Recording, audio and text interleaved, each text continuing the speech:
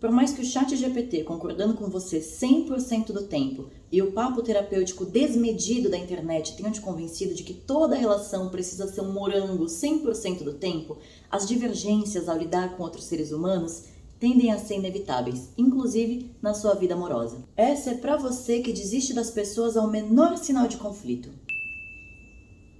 O drink de hoje é o Espresso Martini, que tá incrível, e a receita você encontra no Instagram @versoconvexo. A gente ouve o tempo todo, não se desgasta, você não precisa lidar com isso. E como a maioria das pessoas não tem um mínimo de noção para saber quando e onde aplicar essas frases, a gente tá aí, sem saber se relacionar com outros seres humanos, porque ninguém consegue lidar com conflito de forma saudável. Ninguém quer lidar com conflito, e muitas vezes as pessoas acham que conflito é sinônimo de uma relação tóxica. Quando, na verdade, convenhamos que o tóxico é você, né? Que não sabe mais lidar com qualquer divergência e tá cada vez mais acostumado a um mundo e a um algoritmo moldados de acordo com as suas preferências e as suas vontades.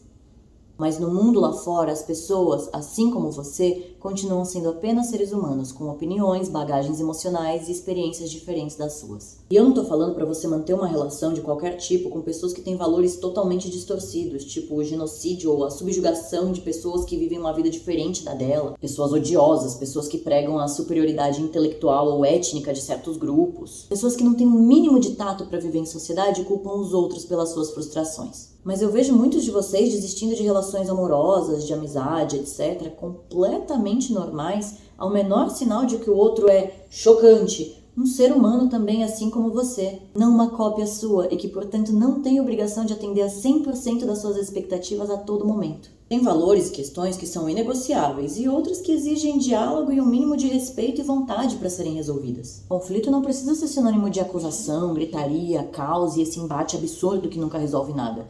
Na verdade, o ideal é que seja justamente o contrário disso. E é preciso, primeiramente, se preparar para esses momentos e dialogar a respeito quando as coisas estiverem em paz, não só quando a merda já atingiu o ventilador. Tem gente que gosta de resolver tudo assim, na hora que as coisas acontecem, enquanto outras pessoas precisam de um tempo para dar uma respirada, processar o que estão sentindo e pensarem melhor no que vão falar. Entender como você e a outra pessoa lidam com o conflito é um dos fatores-chave para garantir que essas conversas sejam de fato produtivas quando elas acontecerem. Porque se vocês lidam de formas diferentes, adaptações vão ser necessárias. A pessoa que quer resolver tudo na hora vai ter que aprender a dar um ar para a outra respirar, enquanto a outra pode estabelecer prazos do tipo, olha, a gente conversa daqui a umas 2 horas, pode ser? E é preciso ter uma vontade genuína de entender o outro, não só de expor o que você está sentindo. Porque se os envolvidos estiverem mais ocupados em só se defender ou só atacar o outro, a conversa nunca vai pra frente. E vocês provavelmente vão acabar discutindo pelo mesmo problema de novo e de novo, sem nunca chegar numa solução. As coisas vão virando uma bola de neve e o final você já sabe. Afastamento, desgaste e ressentimento.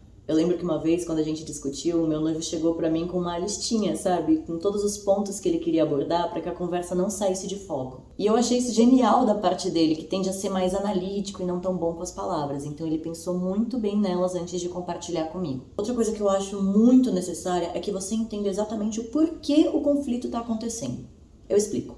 Às vezes você acha que está reclamando só daquela tarefa doméstica que o outro deixou de fazer e você teve que assumir, quando na verdade a sua queixa é que você está se sentindo sobrecarregado e não tão apreciado quanto deveria. Você pode estar brigando pelo tempo que aquela pessoa passa no trabalho, no celular, no videogame, mas na verdade você quer falar sobre a falta de conexão e tempo de qualidade com essa pessoa. As coisas mais práticas pelas quais nós brigamos geralmente revelam algo muito mais profundo que a gente está falhando em reconhecer e comunicar para o outro. Vocês precisam entender também que nem toda briga vai ter solução e a partir disso vocês precisam pesar se vale a pena continuar essa relação ou não. Às vezes você está brigando com a pessoa por coisas que estão diretamente ligadas aos seus valores, à sua moral, à sua personalidade, à forma como você quer viver a vida. E é preciso garantir também que essa conversa seja eficaz. Você precisa ouvir com atenção e, claro, se desculpar quando necessário. Se alguma mudança foi acordada, mas uma ou ambas as partes se recusam a cumprir esse combinado, vocês vão continuar brigando de novo e de novo pelo mesmo motivo e cada vez mais ressentidos a cada nova briga. O seu objetivo não deve ser ganhar do outro ou ter argumentos melhores, mas sim expressar o que você está sentindo claramente e acolher os sentimentos da pessoa também.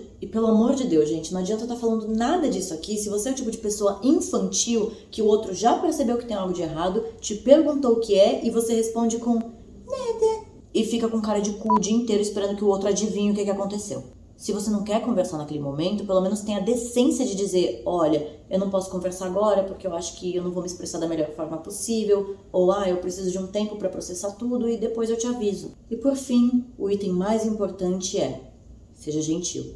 Se você quer resolver o conflito e quer que essa conversa vá a algum lugar, você precisa escolher bem as suas palavras. Eu, particularmente, sou uma pessoa muito explosiva. Eu tenho uma dificuldade absurda para lidar com a raiva. E a tristeza, às vezes, me revolta. É uma reação, não necessariamente boa ou saudável, ao sentimento de que eu fui ferida injustamente, sabe? É um mecanismo de defesa. Eu lembro que bem no início do meu relacionamento, coisa de primeiros meses, a gente teve uma discussão. Felizmente nós tivemos pouquíssimas ao longo desses 3 anos, mas eu lembro de estar com uma raiva cega, sabe? Até desproporcional para a situação. E com eu te odeio dentro de mim ecoando querendo sair. Aí eu olhei para ele com aquele olhar ressentido do Anjo Caído do Alexandre Cabanel e disse, eu te amo. Mas nesse exato momento eu não consigo gostar de você.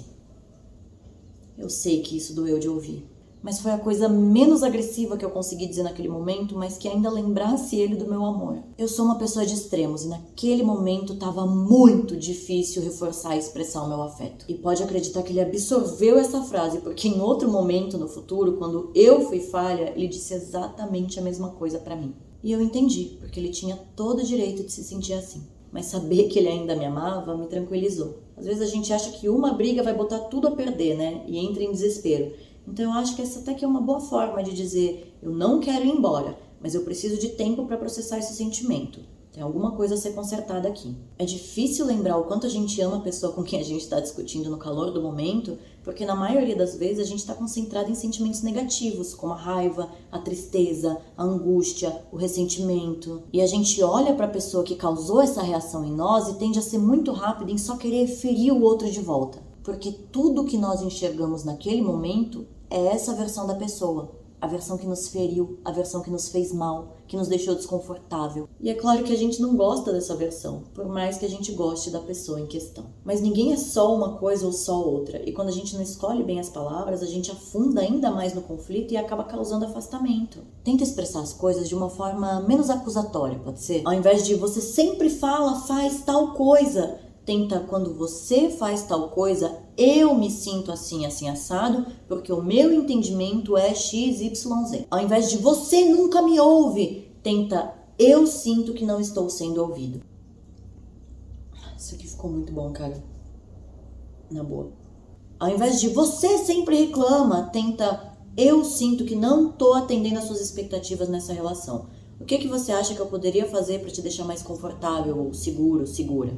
Ao invés de você provoca XYZ em mim, tenta, eu não gosto quando você tem atitudes A, B e C, porque eu me sinto XYZ. Falando assim parece fácil, né? Mas óbvio que não é. É algo que a gente precisa exercitar.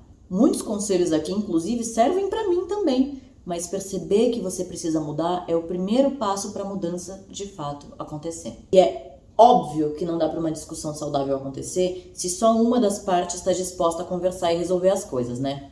Importante lembrar. Diz aí, você tende a evitar conflito a todo custo? Tende a correr atrás de quem não quer conversar com você? Você é do time dos barraqueiros? Vai me contando que eu vou fazer mais um pra gente.